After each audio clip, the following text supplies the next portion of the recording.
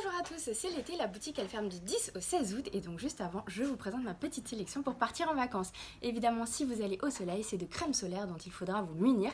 Je vous présente celle d'Alpha Nova qui en plus de respecter votre peau respecte les fonds marins. Après le soleil ce qui est bien appliqué sur votre peau c'est du gel d'aloe vera qui est apaisant et hydratant. Si jamais c'est un petit peu trop chauffé et que vous avez déjà un coup de soleil, ayez recours au macérat huileux de millepertuis qui est profondément apaisant et qui va sur toute peau. Attention, on ne s'expose pas au soleil avec.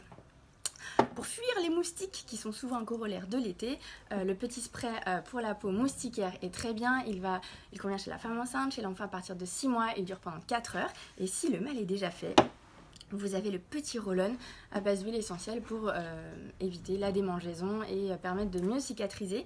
Si vous avez des enfants en bas âge, je vous conseille l'indispensable, l'incontournable Z-Trauma. C'est un gel de première urgence qui aide en cas de coups, bleus, bosses, égratignures, coups de soleil, brûlures, piqûres de moustiques. Bref, il sert à tout, il sent bon et en plus il travaille le plus de peur que de mal quand les enfants ont eu peur, puisqu'il y a des fleurs de bac aussi dedans.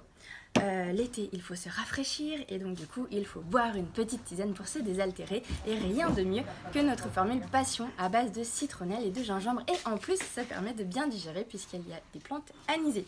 Vous pouvez aussi avoir recours à l'hydrolat de menthe poivrée. La menthe poivrée, quand vous la mettez au frigo et que vous en faites quelques sprays comme ça sur le visage, c'est génial pour se rafraîchir et ça sert aussi pour le mal des transports puisqu'il y en a beaucoup qui restent en France et qui vont faire des trajets en voiture. Si c'est votre cas, une cuillère à café dans un verre d'eau la veille du départ et puis à boire tout au long de la journée dans une bouteille d'eau.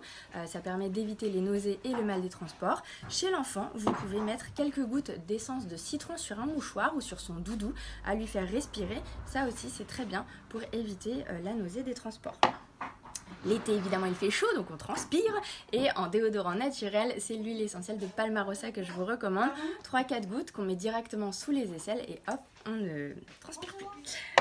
Enfin, dernier problème, généralement l'été, ce sont les jambes lourdes. Alors en jambes lourdes, vous pouvez prendre la tisane, mais souvent l'été, c'est plus facile d'avoir recours à des gélules. Et dans ce cas-là, nous avons celle qui s'appelle Herba Fluide avec tout un complexe de plantes vénotoniques.